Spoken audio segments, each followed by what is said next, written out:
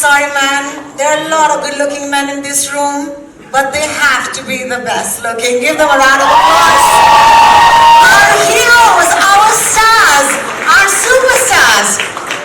सलीम साहब, जावेद साहब, अक्सर कहा जाता है कि जिनके हाथ में ये माइक होता है वो एक सवाल हमेशा पूछे तो पेचीदा सा होता है, लेकिन आज ये सवाल पेचीदा नहीं है और वो है ये, कैसा लग रहा है? अच्छा लग रहा है। बहुत बहुत शुक्रिया सलीम साहब। आने वाले पिक्चर भी अच्छे होना चाहिए, इस पे काम नहीं चलेगा। एक्चुअली हम लोग थोड़े इनसिक्योर हो गए थे पीछे बैठे, एक के बाद एक सबको बुलाया जा रहा है, हमारा कोई जिक्र नहीं है। तो हमें कहीं ये भूल तो नहीं गई क्या? रिमाइंड करो भाई, हम भी हैं। बिल्कुल बिल्कुल। I do want to start by asking the both of you कि हम सब ने ये फिल्में देखी हैं, थैंक्स टू यू ये पूरा जनरेशन जो है वो आप ही की फिल्मों की बदौलत इस देश में हम बड़े हुए हैं। लेकिन what was that secret formula? आप हमें आज बता दीजिए that made सलीम जावेद। वो सीक्रेट फॉर्मूला मैं चाहती हूँ कि आज आप वो सीक्रेट फॉर्मूला हमें बता ही दें। फॉर्मूला ये है कि उससे बहुत से लोगों का बहुत तकलीफ होगी, इसलिए कि हम में तो थोड़ी बहुत अकल थी, बाकी बहुत बेवकूफ थे।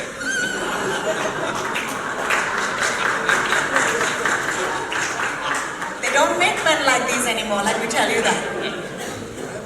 जावेद साहब, आपसे सवाल पूछना चाहूंगी कि what is it about your partnership that made it so special? I mean, ultimately the result, but you see, it was not planned, it was not organized, it was not on a very conscious level decided that we do that. It just happened. Incidentally, the first job I got in film industry was with Mr. Kamal Nadi for 50 rupees. Then I jumped to 100 rupees in Mr. S.M. Sagar's film, where I was an assistant editor. Besides that, I was writing dialogue also because no other writer was willing to write the dialogue of Saradi Lutera. तो हम लोग झोपड़पट्टी में भी गए थे माहिम की सागर साहब के साथ, वहाँ एक राइटर था, उसने भी रिफ्यूज कर दिया। फिर मुझे उन्होंने कहा अच्छा चलो तुम लिखो, तो मतलब चॉइस का मामला नहीं था, मगर वो मेरी जिंदगी की शायद सबसे अहम फिल्म है Sarhad Lutera, because that is where I met Salim साहब। सलीम साहब इस पिक्चर में रोमांटिक लीड कर रहे थे और मैं डायलॉग लिखता था और मुझे इतना परेशान करते थे वो डायरेक्टर साहब और प्रोड्यूसर साहब कि मैंने तय कर लिया था इसके बाद मैं नहीं लिखूँगा, मगर मुझे कॉन्स्टेंटली जो हिम्मत थी और एप्रिसिएशन दिया सलीम साहब कि आप अगर इस पिक्चर में ऐसे डायलॉग लिख सकते हैं तो आप सोचिए कोई ठीक पिक्चर होगी तो आप क्या करेंगे, आप राइटर बनिए। तो ये खैर बात खत्म हो गई। उसके बाद इत्तेफाक है कि मैं बांद्रा आ गया एक दोस्त के यहाँ और उसके साथ रहता, किराया वो देता था, मैं रहता था। तो सलीम साहब का घर पास में था, तो सलीम साहब के घर जाने लगा सारी मोहब्बत के साथ। एक ये था कि एक उसका खाना पक्का हो गया था तो फिर हम लोग बैठते थे, कहानियाँ वानियाँ सोचते थे। एक दिन हम बैठे थे कि वही सागर साहब जिन्होंने सरहद लुटेरा बनाई थी, जिन्होंने हमें इंट्रोड्यूस कराया, वो आ गए और उन्होंने कहा भाई एक शॉर्ट स्टोरी है और तुम दोनों जो है वो उसका अगर स्क्रीन प्ले बना दो। तो हमने कहा ठीक है, कितने पैसे देंगे आप? तो उन्होंने कहा 5,000। तो आइए, मेरा तो एक हार्ट बीट मिस हो गया। तो हमने कहा ठीक है। तो हमने 14-15 दिन में वो स्क्रीन प्ले बना के उन्हें दे दिया। ये घोस्ट राइटिंग थी, हमारा नाम नहीं था पिक्चर में। लेकिन वहाँ एक सुधीर भाई थे जो अभी भी शायद आपके टच में है। तो सुधीर भाई जो है उसको तो मालूम था कि हमारा काम है, तो उसने कहा सिप्पी फिल्म चले जाओ। हमने सोचा सिप्पी फिल्म इतनी बड़ी, वो हमें कहाँ काम थी। लेकिन एक दिन दोपहर में कुछ करने को नहीं था तो मैं चले ही गया। तो वहाँ बात की तो उन्होंने कहा अच्छा आप दोनों आ जाइए। मैंने कहा हम लोग तो साथ काम कर रहे थे, अभी ख़त्म किया हमने स्क्रिप्ट, आप दोनों आ जाइए। तो फिर हम दोनों गए और फिर हमें वहाँ काम मिल गया। तो वहाँ राजेश खन्ना से मुलाकात हो गई। राजेश खन्ना ने हमें कहा कि तुम हाथी मेरे साथ एक स्क्रीन प्ले लिख दो।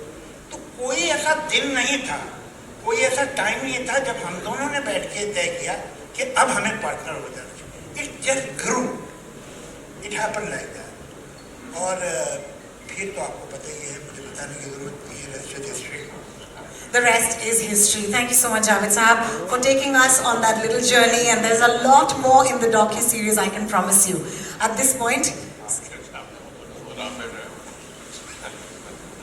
सलीम साहब, इन्होंने इतनी सारी यादें हमें बता दी. अगर आपको भी उस दौर की कोई यादें हैं जो हमारे साथ इस वक्त शेयर करना चाहते हैं, बहुत बड़ा अच्छा लगेगा हमें.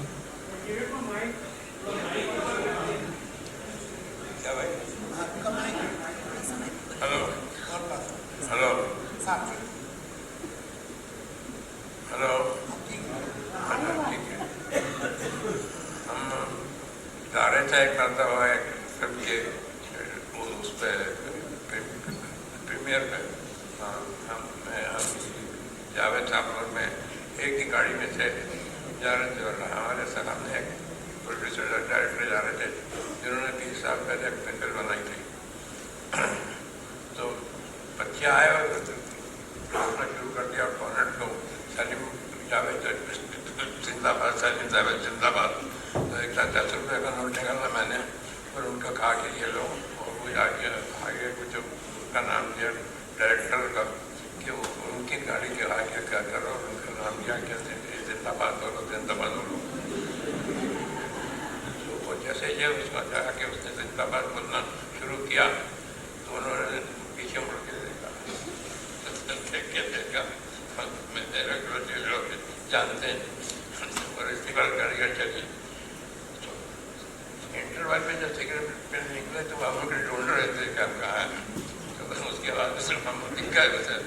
तो हम घुमा फिरा के जैसे आपने भी अभी थोड़ी देर पहले कहा था लोग जानते हैं जो आदमी जानता है.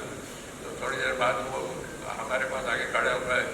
यार अल्लाह का शुक्र है कि 20 साल हो गए मेरी पिक्चर में बच्चा जानता है. Some of the finest storytellers of our country on this stage at this point. इस पल को और भी यादगार बनाने के लिए मैं दरख्वास्त करूंगी Salman Khan sir, Farhan Akhtar, Zoya Akhtar, Ritesh Sidhwani, Reema Kanti, Namrata Rao and Manish Mengani to kindly join us back on the stage. Could you please take the stage again? Thank you.